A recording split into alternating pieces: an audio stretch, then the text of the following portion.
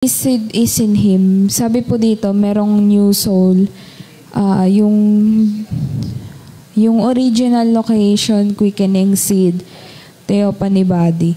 Tapos yung free will, dun tayo sa free will. May nagtanong po kasi doon, sabi na, lahat po ba ng tao is lahat po ba ng tao na yung seed ba daw ng tao is nanggaling ba siya sa Diyos? So nasabi ni Sister Kim kanina na lahat ng pinanganak is yung seed nila merong Adamic seed. So paano nga 'di ba nangyari 'yon?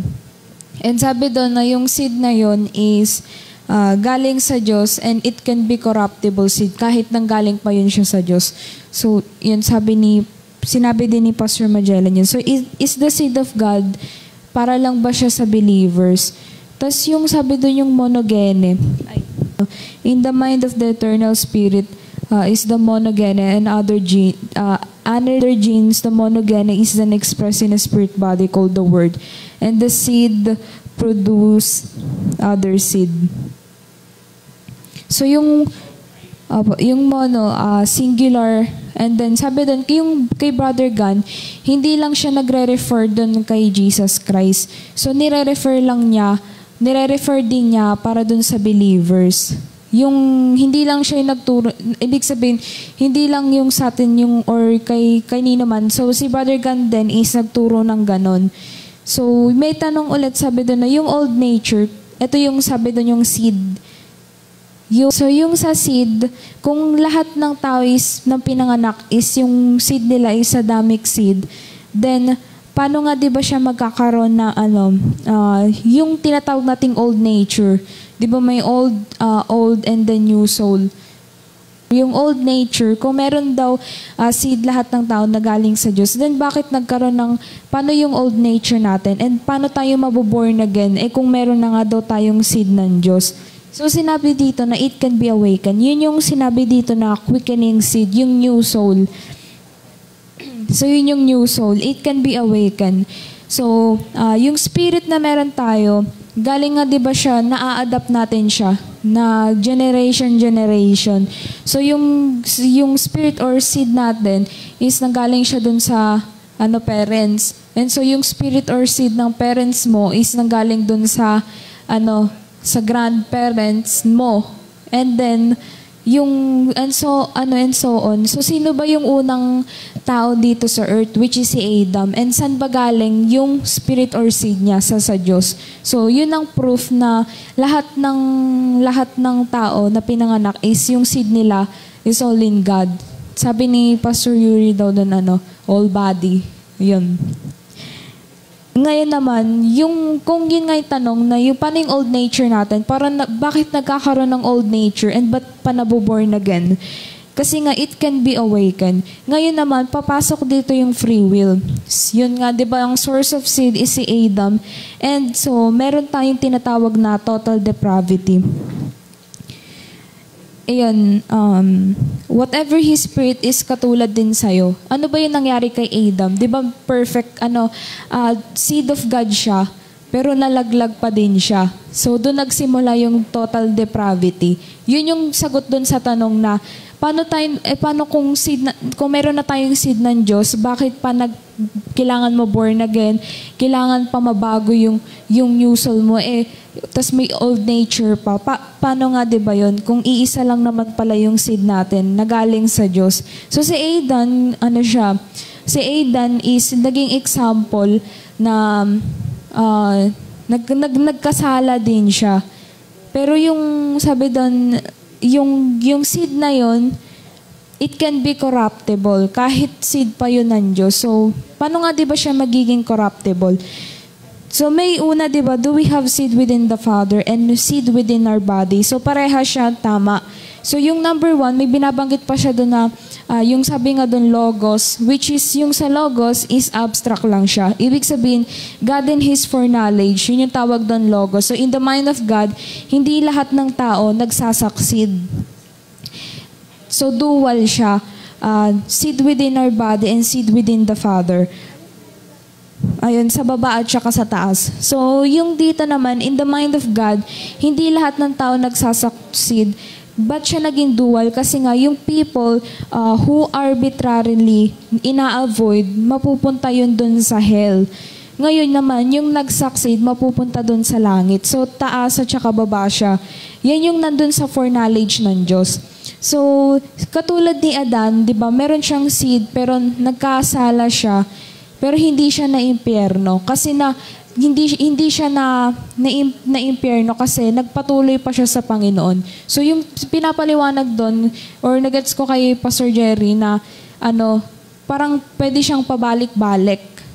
And so, pag dumating ka na doon sa point na nag-succeed ka, mapupunta ka talaga sa langit. Ayun. And nasa foreknowledge yun ng Diyos. Diba? Na-quickened, pero hindi daw, ang sabi doon ni Brother, hindi generally din dapat gamitin si Adam. So, doon na tayo doon sa may free will.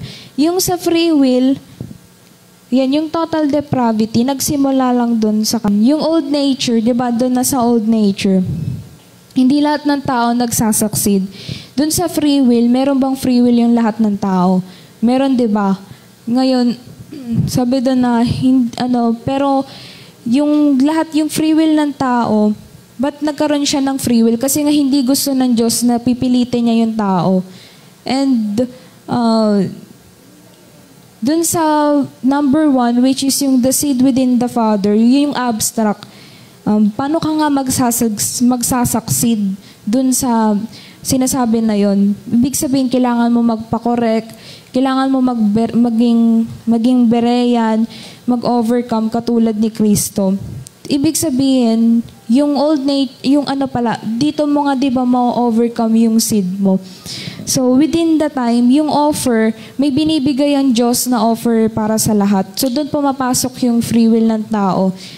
Yung offer na yon, kokonektado yung yung free will within the time. The offer is para siya sa lahat ng tao sa mundo. So sabi dito na all men can come to the knowledge of truth. Yun yung ngayon sinasabi na parang limited atonement.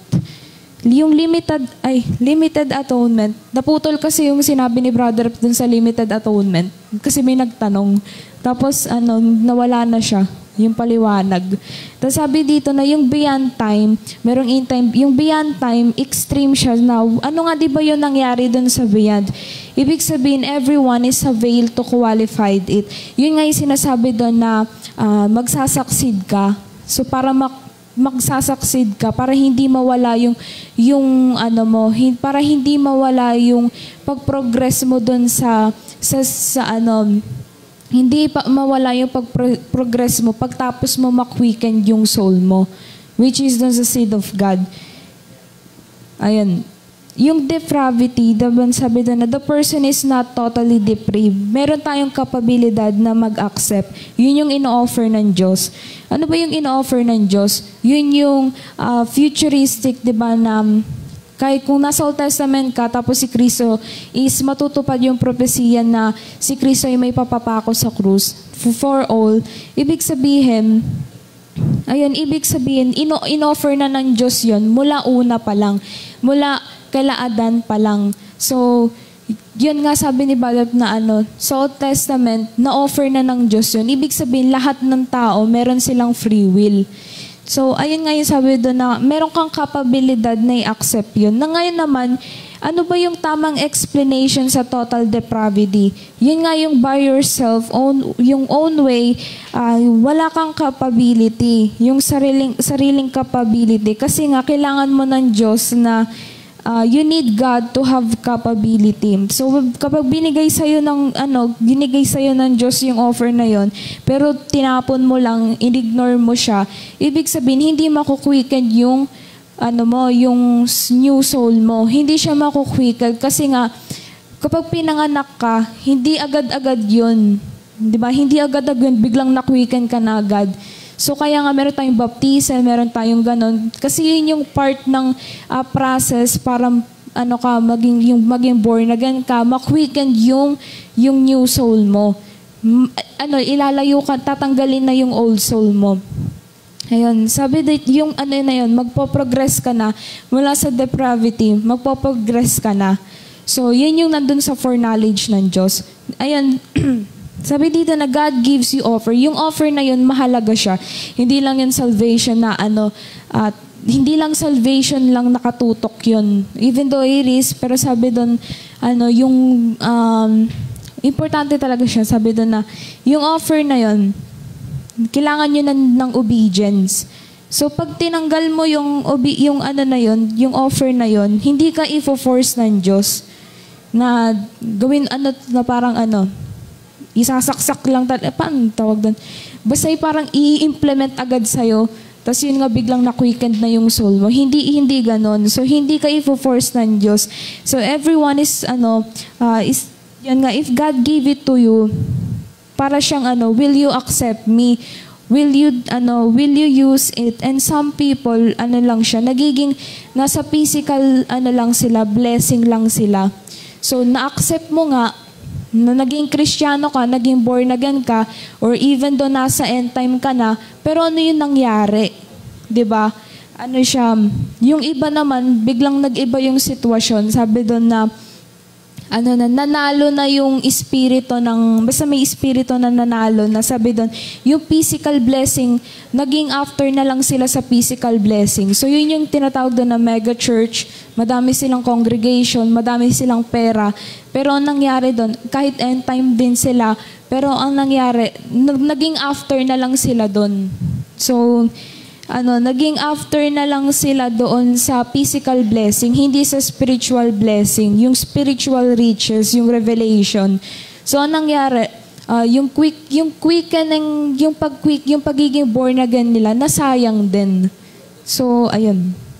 Nasayang din kasi nanalo yung Nicolaitan spirit, nanalo yung lukewarmness. So, yung pag-quicken na yun, nagaganong-ganon din. Ibig sabihin, kasi naglo-lukewarm, so nawawala din yung kaligtasan. Ayun, nawawala din yung nawawala yung seguridad mo. Kasi nga dahil doon. Ayun. So, yung para mag-succeed ka, so yung ginawa ni Kristo, 'di ba? Let this cup pass from me. So, nung time na yun, takot na talaga siya nun. Isang lang yun, muntika na yun. Ay, isang decision niya doon na mali. Wala na talaga yun. So, ibig sabihin, mag-iiba na talaga yung concept ng buong Bible, ng prophecy, lahat ng nasa foreknowledge ng Diyos. Mag-iiba yun. Kahit siya mismo, si Kristo. Siya na nga yun, anak ng Diyos na walang dugo ng serpente. Wala siya nun, pero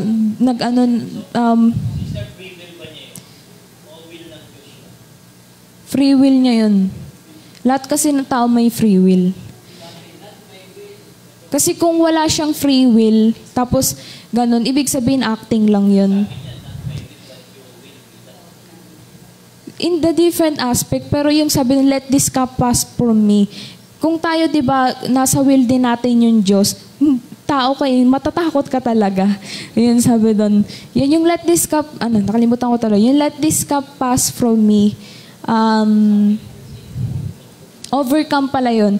So yun yung dapat yung role model si Kristo. Natupad niya tong in the abstract, God in His foreknowledge, sa Logos, in the mind of God, hindi lahat ng tao magsasucceed. And it's due, the people who arbitrarily will avoid, mapupunta sila sa hell. So, kailangan mag-succeed matupad mo yung succession na ginawa ni Kristo. Kasi yun lang naman yung key doon. So, halimbawa, may tanong naman doon sa pinakadulo, lahat ba ng tao is chosen? Ang sagot doon is, lahat ng tao is chosen. So, bakit nga di ba sila naging chosen? Kasi may binigay ang Diyos na offer sa kanila. Ngayon, sila lang yung problema. Or kapag tinanggal nila yung offer na yun, hindi sila magiging chosen. Brother po. Low. Ayun pala, many are called but few are chosen. Kasi nga, dun sa abstract pala na pinapaliwanag ng Diyos, yung foreknowledge niya, hindi lahat ng tao magsasucceed. Ayun pala yun. So yung Ayun, yung sabi doon, yung ordained, yung ordained, yung calling, kaya meron tayong calling and election, sure. So, yan yung tinatawag na sa predestination. Kasi mahalaga yung maintindihan yung foreknowledge. Hindi, lumalabas kasi sa ibang paliwanag opinion ng tao, masama yung Diyos na parang kinokontrol yung lahat ng tao. Tapos hindi chosen yung tao. Yung tao lang naman talaga yung problem. Many are called but few are chosen. Kasi sabi nga doon na sa abstract yung foreknowledge ng Diyos, unti lang yung nag-succeed. Pero tinawag sila ng Panginoon. Tinawag.